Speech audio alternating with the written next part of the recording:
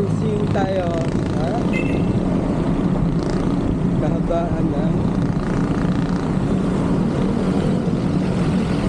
San Cristobal, Batangas.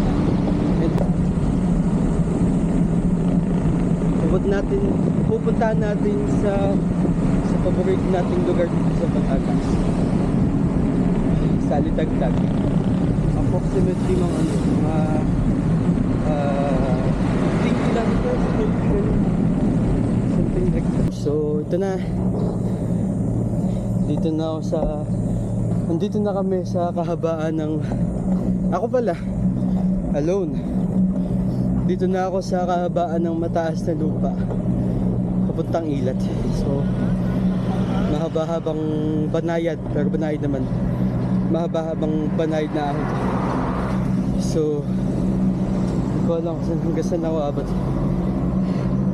but most probably we are at 7.5 kilometers. So by 8 kilometers, hindi 10, mga 10 to 12 kilometers, basta may makita akong Alfamart or 7-Eleven banda-banda dito, stopover, break. So running at zone 4, hina ako na mag-bike. Tapos ako in a high gear na, so sooner or later makakarating tayo, but it will be a long journey.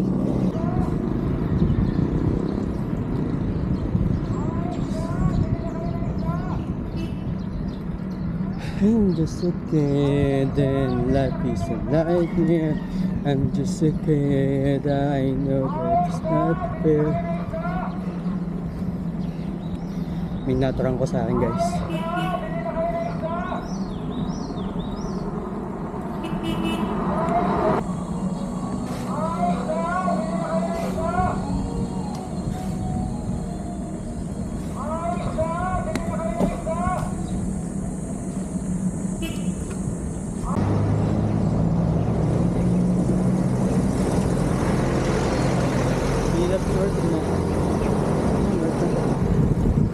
Lapit tayo sa Resplendor.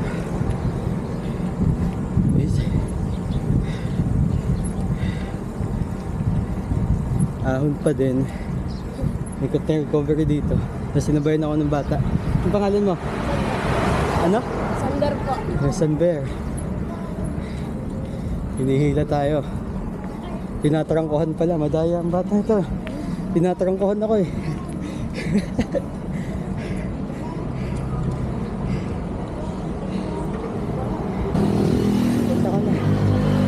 Slightly loso. Ilang anak po kayo? 29. Ikaw? 11 pa lang po. Ilan? 11 po. Oh, 11 eh. Lalakas ka po, basta magbike ka lang. Lagi ka nagbabike.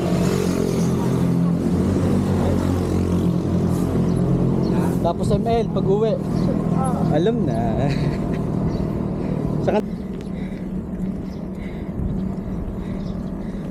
pila mo ka sa bata kung gano'ng katanda. 11.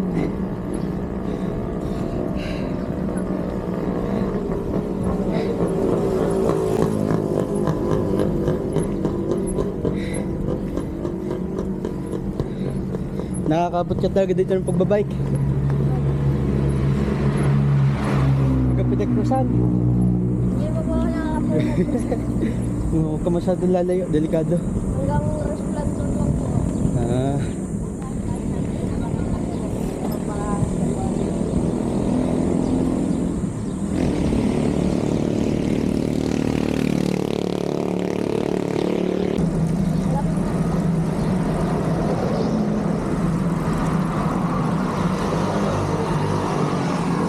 Dami din nga ako dyan. Pagkanan ng Resplendor. Nakapunta ka doon.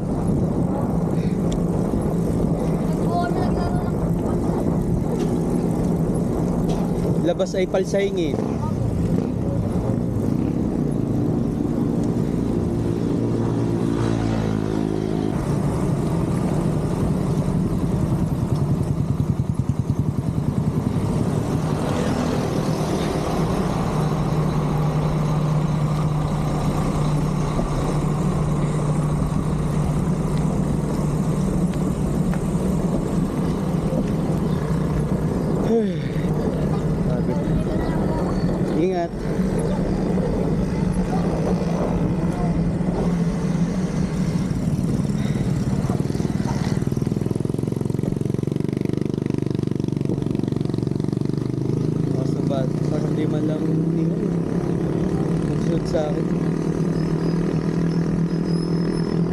Malamig na siya.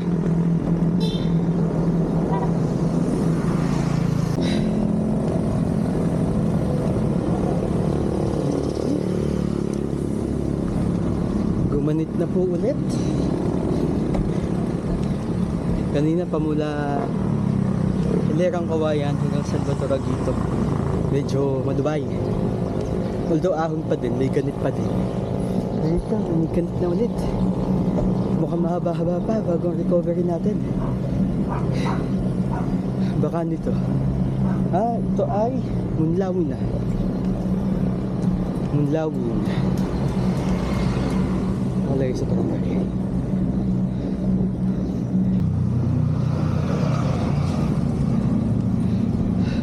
Yaw. Ayoko lang kasing masyadong magdudubay ng gear. Pag sobrang dubay ng gear, halos di na ako naandar. Kaya tamang ala. Tama yan, tama. Munlawin Norte. So, ibig sabihin, Munlawin Norte tayo. After nitong dadaan natin, pinagkursa na. Lapit tayong chibugs ng konti. Dahil yan, paglusong dyan, medyo may lusong dyan, tapos halos patag na lahat. Then pinagkursa na.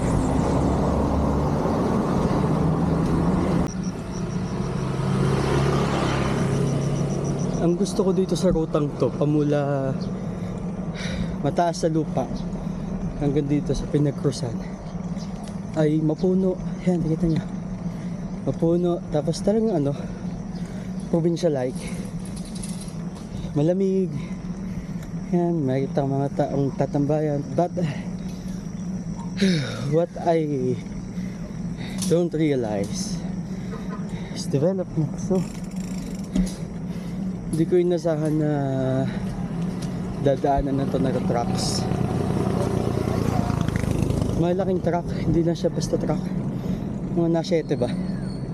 Tapos kanina tanker truck. So siguro oras na para umisip na ibang road. Hindi ito masyadong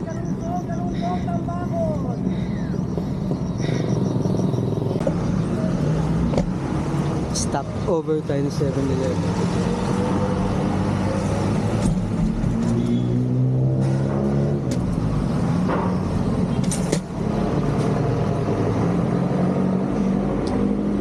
Mula dito medyo malapit. 7-Eleven, kakaliwa tayo Dominador. Tapos yun, lapit from there, ulos, sabihin. So kanina bago ako umalis ng bahay, Batangas. So maga ako umalis around 6. Hindi naman ng jeep. Around 6 AM. So yun lang. Tapos hindi ko inasahan na pag-alis ko ng 6 AM. Yung walang friend, so kailangan ko tumigil ng 5 shot. Yun. As a result, mga na ako nakaalis, mga 7. Understandably, nabutan ng init.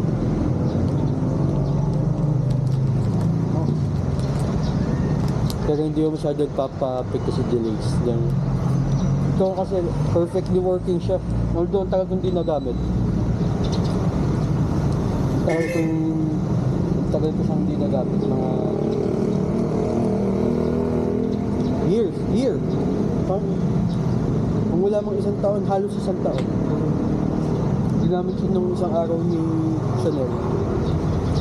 Pwede naman.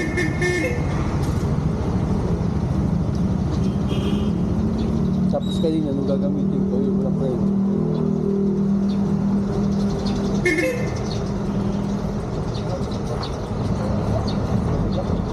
As I've said, hindi ako masyado nagpapapet ko sa delays.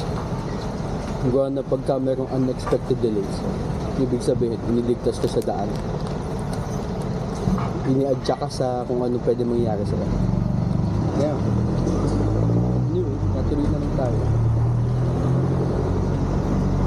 oras ngayon ay oras 7:15. So 1 hour from Batangas, 13 kilometers. Not bad.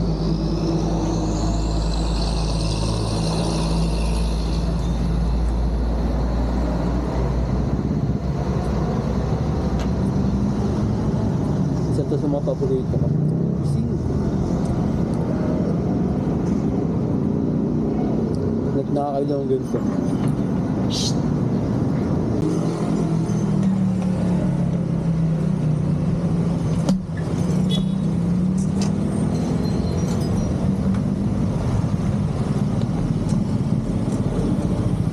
So yan.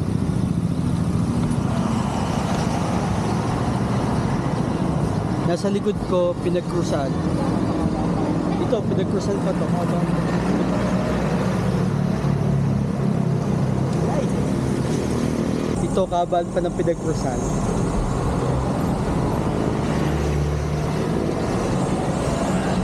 So, ang pupuntahan natin ay isa sa mga paboritong spot natin sa Batangas na kilala ng iba pero hindi ko siya masyadong ni-reveal, pero ngayon sa video ito i-reveal na natin. May kaunti lang ako paalalasaw. Morning. So ito, yan, Dominador West, kaliwa from Pinagprusan, papasok tayo dyan. Dominador West, tapos dire-diretso yun lang to. Medyo rough road, rainy ganon, pero na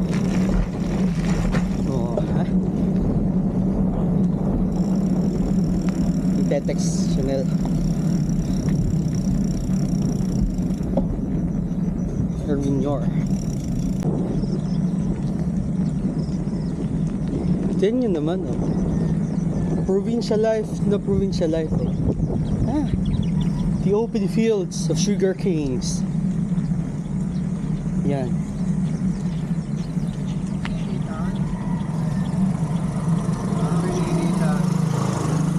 Sabi ko nga, hindi masyadong discover pa to. Wala pa masyadong siguro nakakaalam. At ito, yeah. Dosong lang tayo dito. Sorry, nakalimot akong mag-gear. There, it's okay. Ahon tayo.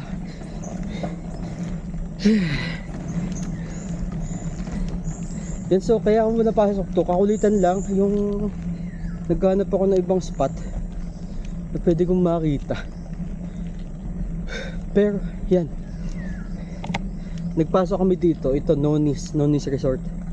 Kilala tong resort. So pagka papunta ka Nonis, dire-diretso lang.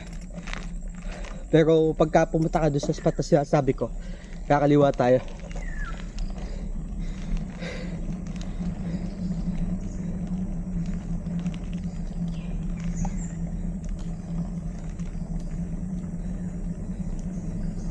So yun, nung nagpunta kami doon, nagdiretso kami doon, yun, bungada namin dead end. Pero maganda din naman lugar, pero walang view unless magche-check-in ka sa Nonis Resort. In case hindi nyo alam, Nonis Resort, as beautiful as it is, medyo mahal. So ito na, pagkaliwa mo doon, dire-diretso lang to, straight ahead.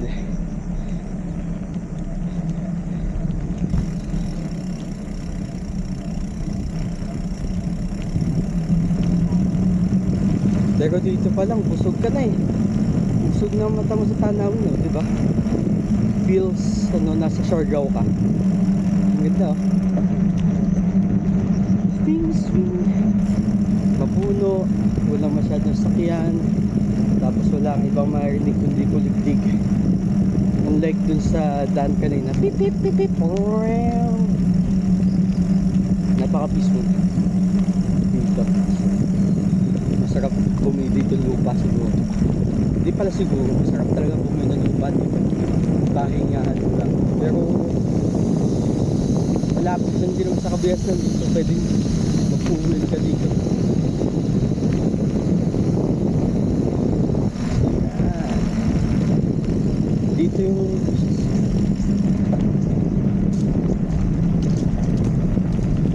yan. Ang ganda ng daan mo, di ba?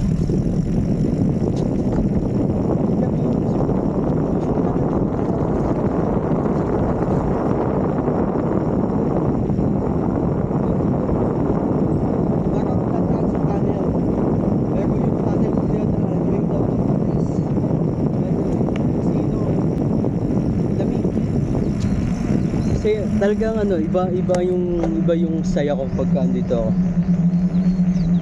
Dahil nakapag-chill ako talagang ganda. Dito pa lang, ano ka na, solved na. Tapos meron ditong puno na sobrang laki. Parang hindi kaya yapusin ng mga 5 tao din. Nakikita nyo mamaya. Naisip ko pademonyohan Taglay, oh. Ang daming mangga.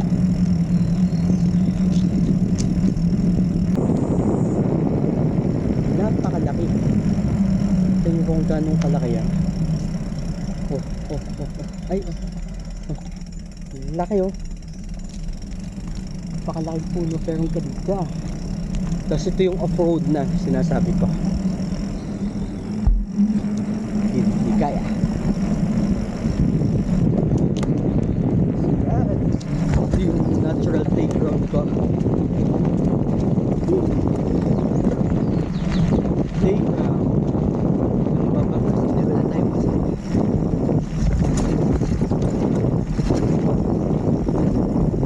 Dala to train, kaya ito yung dala ko eh.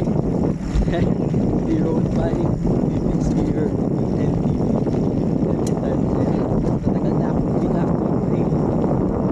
Kaya train tayo dito. Buti wala na. Ito na yung pinagpapain ng daan. Dati meron yung mga train, tire marks. Pinagpapain. Mas muna sa daan na gawa ng tires. What's that? Yeah, that's me.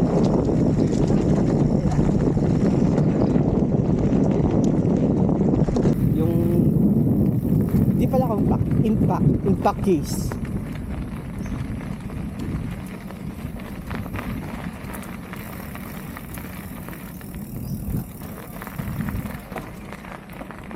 Parang medyo aggressive tong bakang to. Good morning po.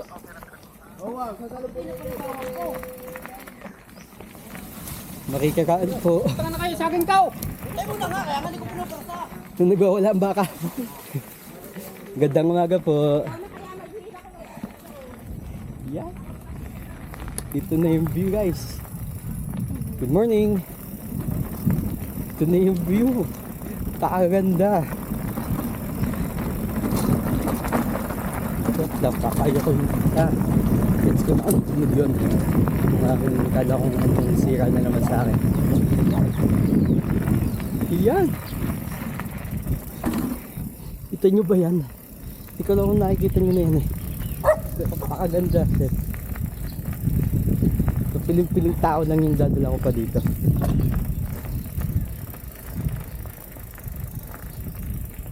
Ang ganda.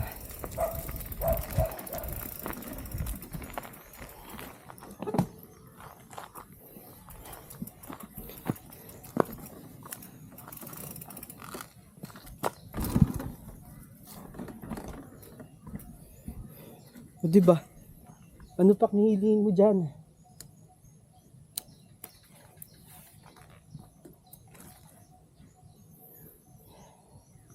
Pakaganda, oh. Taal Lake beside me, Mount Makulot.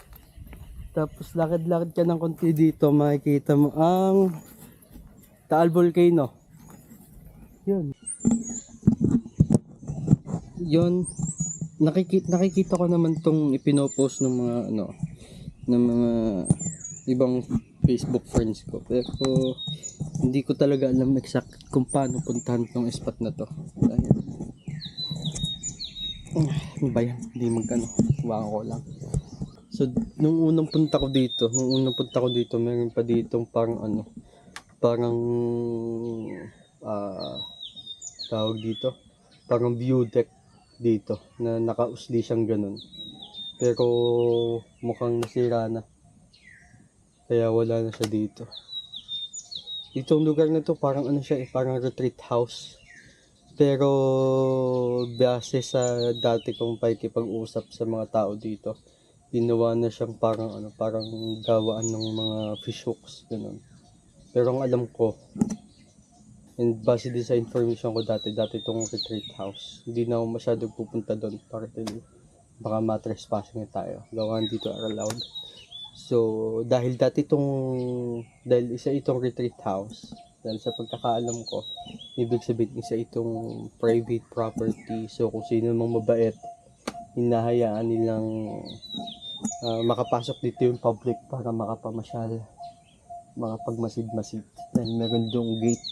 So, in connection with that, so pagka meron naman pong ano, so yun, that's the reason din kung bakit hindi ako masyadong nagsasabi ng mga lugar na nadi-discover ko. Dahil kasi, kadalasan kasi, pagka napupuntahan ng tao, sinasalaula. So, sa Laula in Batangas City, ibig sabihin binababoy nila yung lugar. Nagkakalat sila. So, yun, kahit hindi naman nga masyado pang kilala itong lugar na to, wala pa masyado nakakalam nito. Hindi ko alam kung wala pa masyado nakakaalam. Oo. Pero hindi siya masyadong puntahin, for that matter.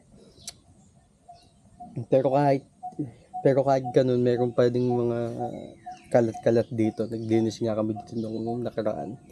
So, isa yun sa mga pakiusap ko lang, na pagka may pupuntahan tayong lugar, sabi nga, leave nothing but footprints. Huwag tayong magkakalat. Huwag tayong magbabandalize. At huwag tayong gagawa ng kahit anumang kababuyan. Hindi ko maintindihan sa tao kung ba't ganun ng mga tao na libre nila napuntahan yung lugar, libre nilang kahit pa may bayad, libre nilang na nag-enjoy sila sa lugar, naggandahan sila sa tanawin. Pero bakit ganun? Bakit nila kailangang sirain? Bakit kailangan nilang dumihan ng lugar? Bakit kailangan nilang babuyin? So, yun lang nakakalungkot talaga. Anyway, yun nga, ano lang kasi, ang isipin lang natin, once na pumunta tayo ng lugar, lalo't isa yung lalo't nature related, may mga puno, everything. Isipin lang natin, atin lang ituring yung sacred, pagiging sagrado ng lugar, na hindi yan andyan lang dahil lumitaw, hindi yan basta lumitaw lang dyan. There's a creation, there is creator na mas mataas higit sa ating lahat, na tumikha, na gumawa lahat ng bagay na ating ine-enjoy ngayon, katulad ng mga puno. Yan, yung nakikita natin. Isipin lang natin na sagrado ang lugar dahil merong mas mataas sa atin na gumawa ng lugar na yan. Kaya ang isipin natin, bago natin sirain ang lugar, bago natin babuyin, meron tayong ma-offend na mas mataas sa lahat sa atin. Hindi man nakasulat sa Bible na huwag magkalat, pero yung pag-appreciate, pag-iingat, pag-maintain, at yung pagpapatili ng lugar, isa yan sa paraan ng para sa akin, in my own perspective, isa yung way of worshiping, isang paraan ng pagsamba. At yung natin, isa yung paraan ng pag-appreciate natin sa gumawa ng lahat ng ito. So, yun lang naman sa akin. So, I don't know if anything I said have any sense, pero sana naman magkaroon ng sense. Pero siguro dito ko napuputunin tong vlog because wala na akong mount na putol. Teka na. Napakita ko sa inyo.